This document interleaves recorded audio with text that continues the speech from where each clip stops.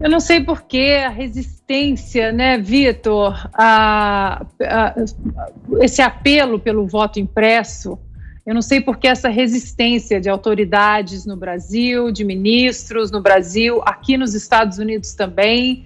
A gente está vendo aí uma eleição muito conturbada, recheada de indícios de fraudes graves, principalmente nos estados onde foi usado o sistema do Dominion, né, ali ligado à Smartmatic que nós temos no Brasil, votos aí computados, inclusive agora se descobre remotamente fora dos Estados Unidos, em outros países na Europa também.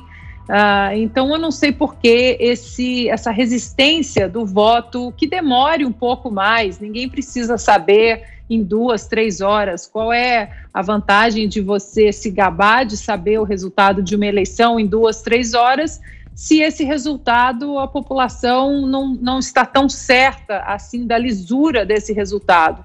É muito melhor, eu acredito que se fizer uma pesquisa, se você prefere um voto eletrônico, às vezes até muito mais difícil de ser auditado, você quer saber o resultado em 2, 3 horas, ou você prefere esperar um pouco mais, alguns dias, e ter a possibilidade aí de auditores acessando o voto físico, né, o papel físico ali, e tendo certeza da materialidade e da certificação dos resultados.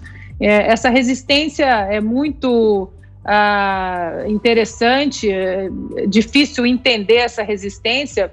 E é interessante também, Vitor, que a mesma coisa que levantaram aí esse vídeo e essa fala antiga do Ciro Gomes, aqui nos Estados Unidos essa semana também já circula aí 2 vídeos do então presidente Barack Obama, como senador e também como presidente, criticando o voto eletrônico.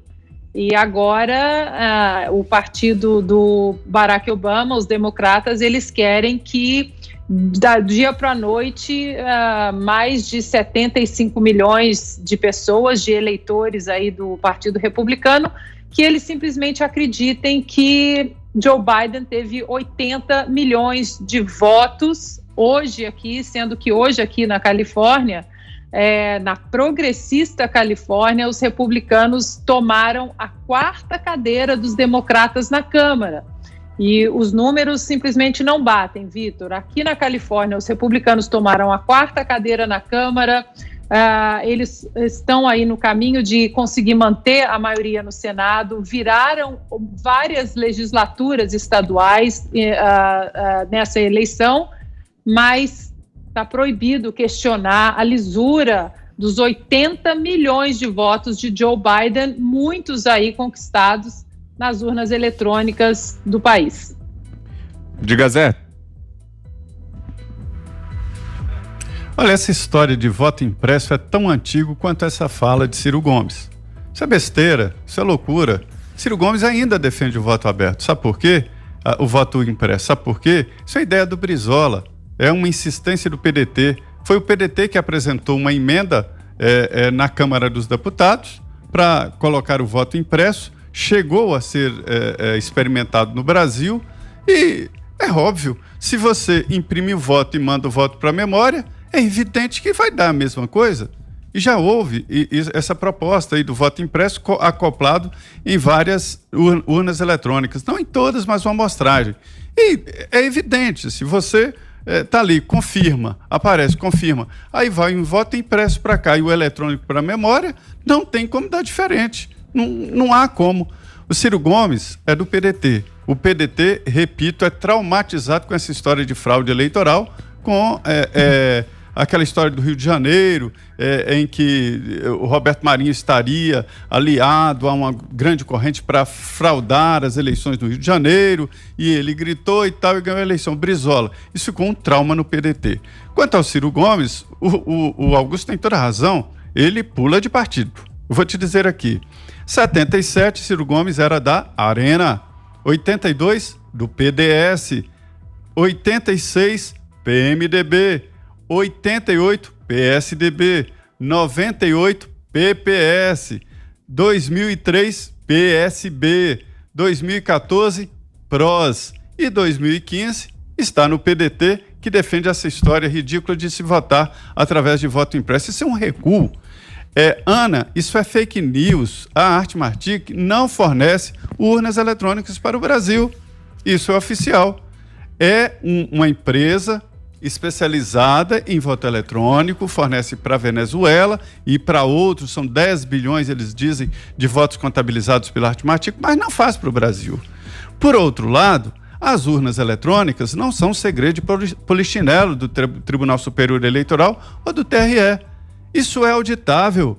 Eu cobro dos partidos políticos que contratem técnicos e que vão ao TSE fiscalizar as urnas. Desculpa, mas eu não posso aceitar que fique falando, isso aí, os votos somem. Não somem. As urnas eletrônicas são auditáveis, sim. A 0ª, no início da urna eletrônica, se faz a contagem, tem que sair tudo zero. O que sai ali está na memória. No final do dia, no final da votação, se imprime o resultado daquela unidade, da urna, que é pregada lá na porta. Partido qual minimamente estável pode tirar fotografia e conferir depois com o que está no TSE. O TSE não apura voto, quem apura é a urna, é o local lá. O TSE totaliza, nem somar soma, totaliza, já está tudo certinho lá. Então não há, é tudo fake news. Como alguém, eu não posso aceitar que um representante de um partido político venha dizer, há fraude, mas cadê a fraude? Aponta, eles têm técnicos. O TSE tem por obrigação de dar acesso. As urnas hoje já estão distribuídas, já estão nos municípios. 57 municípios, as urnas já estão lá. Mas antes de ir para os locais, os partidos políticos tiveram acesso ao preenchimento da urna, tiveram acesso a checar as urnas. Os partidos, acompanhados do Ministério Público, escolhem de forma aleatória uma quantidade significativa de urnas, e essas urnas, escolhidas entre todas, são desmontadas e os técnicos dos partidos vão analisar por amostragem para ver se tem alguma irregularidade. Nunca houve. Também a lenda de que se pode alterar urna. Urna não é ligada a nada. Em nenhum periférico, em internet, nunca uma urna é ligada à internet, nunca. E qualquer tentativa de violar, a urna trava. E quanto a essa ladainha dos Estados Unidos, o Joe Biden é o presidente eleito dos Estados Unidos. Até o Donald Trump aceita. O que há, na verdade, é uma briga política para dizer que não respeita um resultado, e os republicanos estão embalando nisso, porque isso dá ibope, e vai dar ibope. O que estão achando aqui no TSE é que essa história longa nos Estados Unidos possa chegar aqui no Brasil em 2022. Eu cobro dos partidos políticos, entrem no TSE, fiscalizem, exerçam o direito de fiscalizar e não venha falar essas coisas soltas no ar como se fosse uma nuvem. Diga, Ana. Bom, Zé, vou ter que discordar de você hoje, né? A contagem pública de votos aí, né? O famoso escrutínio público, ele é obrigado por lei. E acho que para isso é necessário, né, o voto físico, e toda essa contagem que nós estamos vivendo aqui nos Estados Unidos, se existe uma lisura, se existe a transparência em todo esse processo das urnas eletrônicas que foram usadas em alguns estados aqui nos Estados Unidos, porque a pergunta, que inclusive foi uma pergunta muito pertinente ontem na audiência pública na Pensilvânia, na Geórgia, agora já em Nevada e no Arizona também. Por que as documentações, os relatórios oficiais dessa eleição não estão sendo apresentados?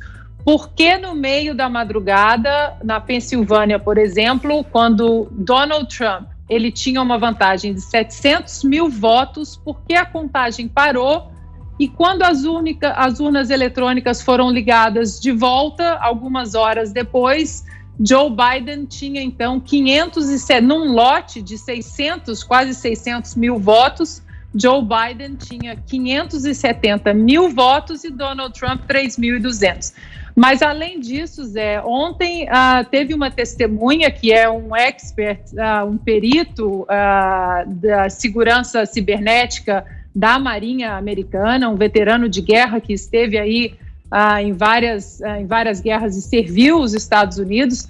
Ele ontem testemunhou que existem operações militares nos Estados Unidos que monitoraram essa eleição e que já existe comprovação de que partes de algumas cidades nos Estados Unidos tiveram controle remoto fora dos Estados Unidos nessas urnas e nesse software Dominion que foi usado, né? Então isso tanto é que as cortes as cortes supremas estaduais, elas não descartaram a audiência e ouvir agora as provas, os indícios que a campanha de Donald Trump entrou junto perante essas cortes. Inclusive, alguns agora já estão estendendo para outros estados. A própria Califórnia aqui, por exemplo, já quer auditar as urnas daqui, inclusive para dentro das primárias democratas, onde já desconfiam que em 2016 houve fraude em relação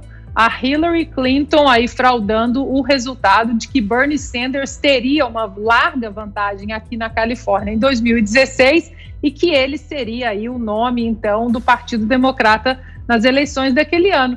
Isso tudo, Zé, obviamente, que precisa ser investigado. Eu acho que uma democracia transparente, uma democracia sólida, ela precisa e ela pode e deve ter perguntas e a população acesso a dúvidas e a indícios que são muito robustos hoje em dia. Algo mais, Fiuza?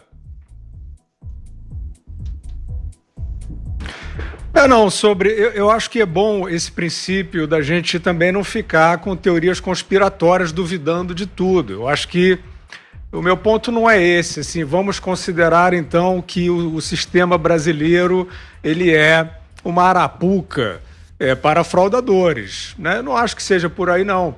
Eu acho que a gente deve confiar, mas a confiança não é cega, porque existe, de fato, um percurso de sofisticação em quem não tem boa fé, em quem quer alterar. Então, da mesma maneira que nós já vimos urnas engravidadas de erro, né?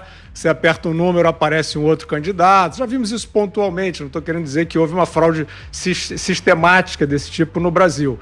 Mas, evidentemente, que há uma possibilidade técnica de você interferir. Você nunca sabe se isso vai se sofisticar a ponto de criar uma fraude sistêmica.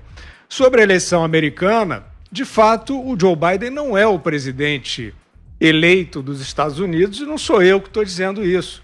É porque é uma eleição sub judice, né? O resultado projetado da vitória ao Joe Biden e sobreveio um mar de indícios de fraudes. Nós temos falado aqui no programa, tipificando cada um deles, e é um negócio aterrador, né? Quando você tem, por exemplo, observadores barrados, censurados, testemunhas ameaçadas, sócios viciados, demonstrado, né? Mortos votando, você tem um conjunto de suspeitas. O que acontece nos Estados Unidos, como a Ana já explicou bastante bem?